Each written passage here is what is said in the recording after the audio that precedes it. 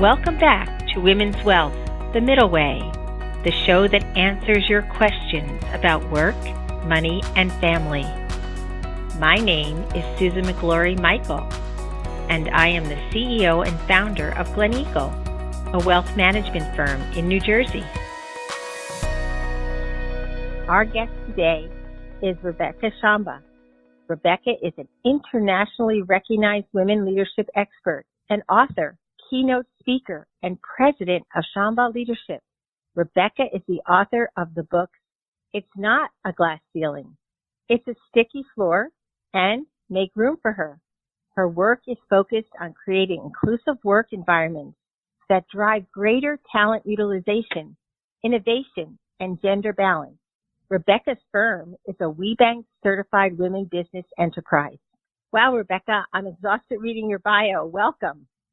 Oh, thank you. It's great to be here. Thank you for the invitation. You know, I was so intrigued by all that you're doing to give back to women and what you've done so far, writing books and out speaking. I'd really love you to take us a little bit today on a journey of how did you make the decision to become a kind of a leadership expert in this area? Prior to starting SHAMBAUGH Leadership 21 years ago, I worked for 3 Fortune 500 companies, and I learned very early on that the core of driving performance and succeeding in an organization or team lies within, at a foundational level, within leadership. Leadership is the catalyst for ideas. It's the catalyst for people feeling like they're part of something bigger than themselves. It's a catalyst for growth and a catalyst for just really creating a high-performance culture. If we don't have great leadership, then it's very difficult to move an organization, even if it has a great service offering or solution. So I just couldn't get myself out of leadership books when I was growing up and going through college and after that, and then working inside companies. I was just a very curious person. And I had leaders that were great leaders that I worked for, and you know, like everybody, some maybe not so much. But I developed a passion and a purpose of my own early on and that mission statement still is very true and is on our website at SHAMBAUGH Leadership, is I really thrive on helping people reach their fullest potential.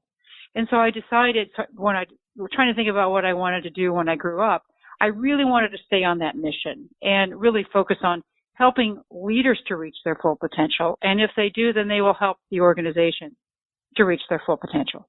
You are so true. When you mention the words like passion and purpose and helping others, that all is leadership to its ultimate meaning. But we often think about this. What are some of, for each of us, our self-limiting beliefs or assumptions and behaviors that hold us back from those passions and purpose in life and really prevent some of us from excelling in our careers? And I think that you've jumped into that and addressed that with so many women. And I thought it would be helpful maybe if you could talk to us a little bit about that today. Of course. Well, maybe I just go back a few years, but working in the leadership space and running my own firm, and then we expanded on a national footprint and global. We did a lot of research and worked with hundreds of leaders, men and women, but we noticed in the pipeline that you have men and women together in equal roles, experience, education. Women after 5 years or even less would start to fall back and not evolve or grow or advance at the rate men would be able to do so. And so we took a deeper look at that, and then you know what we found is that women sometimes would self-defeat their own sense of success, growth, and leadership, and serving with their best purposeful self, and not knowing it. And so we coined this frame several years ago that the sticky floors are self-limiting behaviors and beliefs that we acquire through our own experiences and the own narrative that's in our head, that chatter. That story going on in our head. And hence, if we are on a sticky floor, which I've been on many sticky floors, I think all of us have sticky floors at one point in time, then they can hold you back from reaching your full potential. So we further dug into that and created a coaching program and a coaching development program and then a Women's Leadership Institute, which is still offered around the globe and here in the U.S. for a number of talented women leaders. But we start from a position of strength and look at women's strengths, because one of the self-limiting beliefs sometimes for us or as women is that we don't think we're enough. We don't realize our strengths. We don't know our value.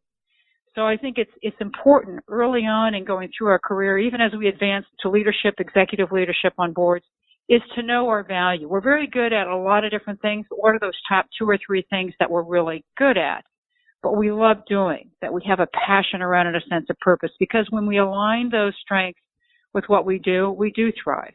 But a lot of times we're waiting for that knight in shining armor to come walking at our door, knock on our office door and say, here, I'm here to take you to where you want to go.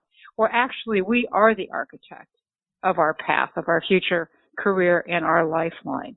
So I think it's knowing our value, knowing we are enough. And then I think the other piece is then surrounding yourself with people that believe in you, that see your unique strengths. When I was evolving as a leader, as a human being, my father always valued relationships. He valued building bridges. He valued helping other people. And I always believed that myself. And so I had this opportunity, was very grateful to have a posse, a board of directors around me at various different curves of my life and growth periods. And these people sometimes had a broader vision of me than I had of myself. And they believed in me, and they gave me that confidence.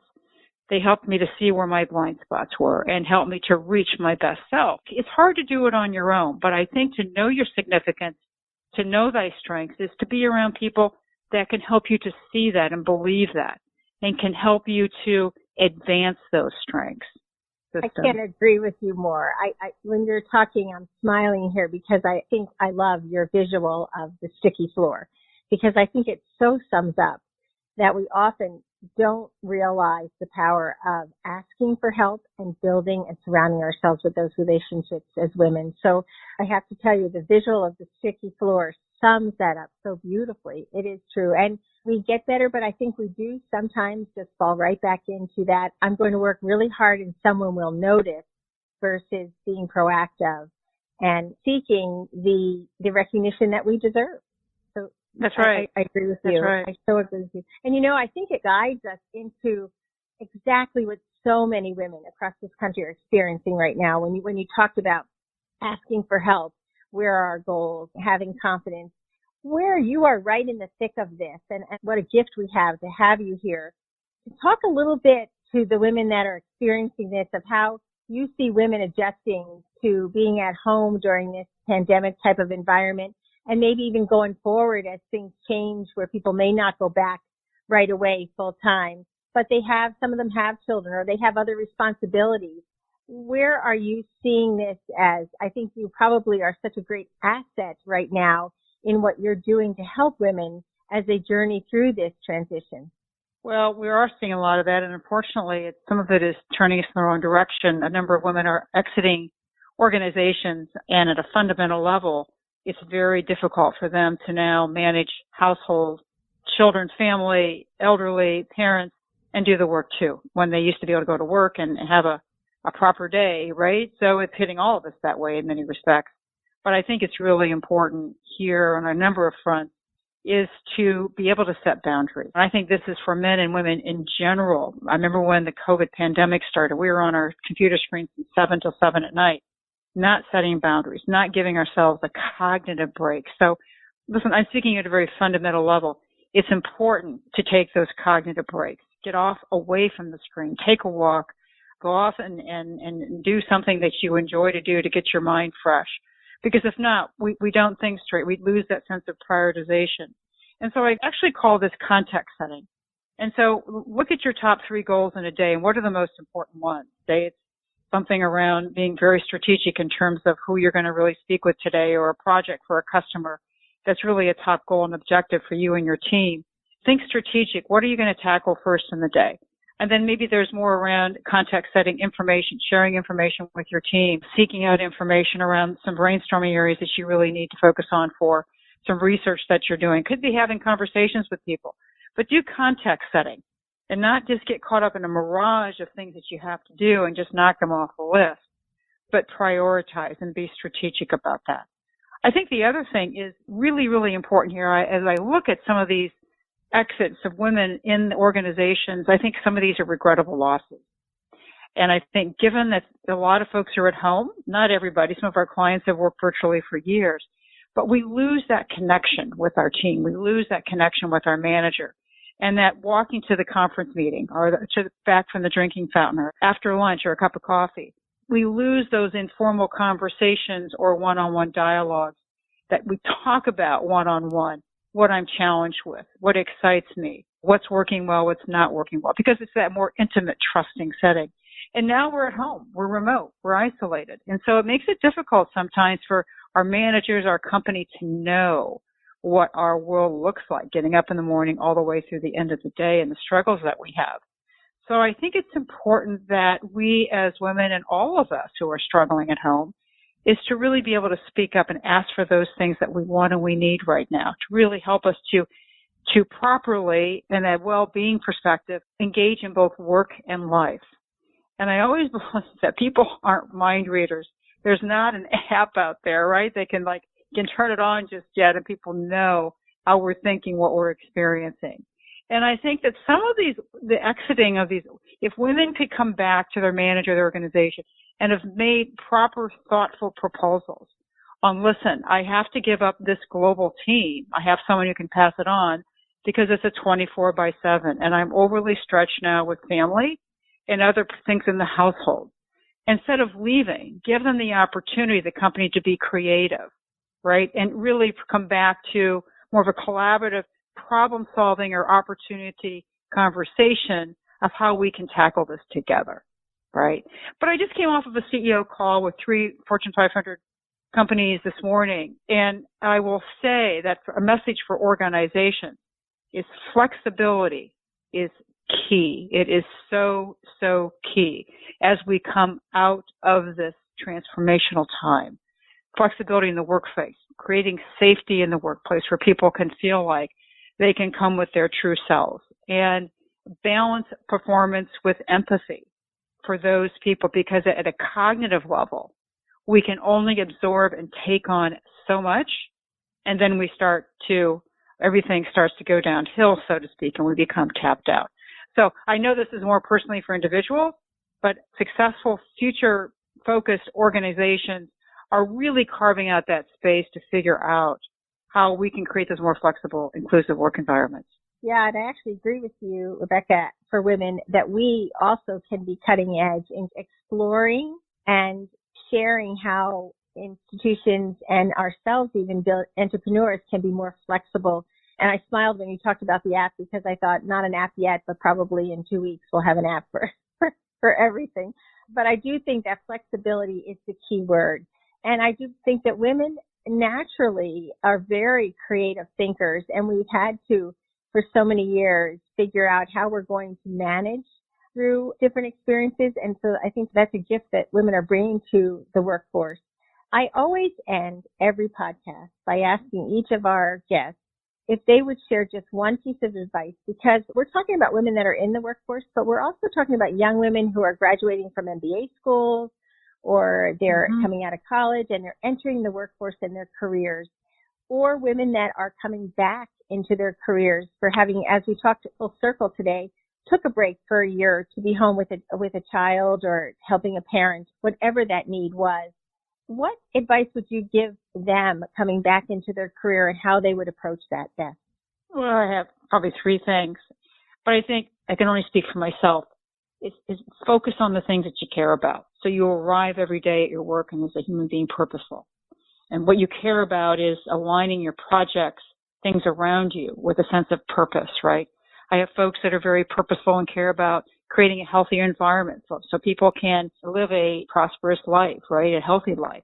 And so they're in the pharmaceutical vaccine area, or they're running clinical trials, or some people like the numbers and how the cash register works, right? So it's about getting in that finance area and learning more about that. So I'm passionate about helping people reach their full potential. So I am around the coaching development, providing coaching development programs for women. So find that passion and stay with that, because the research will tell you if you can find and align yourself with that. Number one, you're much more able to articulate when people ask if you're interested in this position and you're not, to be able to articulate to others the reason why you're not, but you would be interested in that. And you know what? I guarantee you, they'll leave that opportunity for you to align with something that really ignites your curiosity and sense of purpose. I think the other thing is being willing to take risks. Be curious. Sometimes we talk ourselves out of opportunities or stretch assignments we lay on ourselves and our decision making on a set of assumptions that have lived with us for years. But as we move forward into this new, if you will, 2021, everything is dynamic. Everything is changing and shifting. And so I leave us as an opportunity to not look in the rearview mirror, but to be open and curious, because a lot of times the set of assumptions that we have in our head don't necessarily mean that they are true. So be open to taking on new opportunities, going for stretch assignments, being willing to take those risks. And if you're thinking about taking a risk, getting out of your comfort zone, here's a way to qualify if it's worth taking that risk. Number one, ask yourself, will this risk help further develop my skills and knowledge? The second question, will this risk allow me to expand and create new relationships, enhance my visibility and my reputation, right? And will this risk differentiate me from others? If you can answer yes to one or all three of these or two, then there's a good chance I would invite you to take that risk and not look back. You know, I can't thank you enough, because what great advice. And Rebecca, you have been cutting edge in coming out in the forefront of helping and recognize women leadership. And SHAMBAUGH Leadership, your firm, it's what women need. And right now I think it's so critical for women in what they're going through. So I want to thank you so much today for joining us. And we wish you and your firm the best of luck, and also a thank you for giving back. And I think you are the role model of you really did explore what you were passionate about and what you believed in, and as a result, you have had such great success. So thank you. Thank you for all you're doing.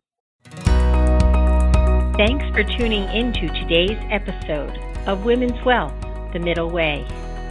Make sure to subscribe to us and leave a review on iTunes, Spotify, SoundCloud, or your favorite podcast app. Join us for new episodes every other Wednesday. See you in 2 weeks.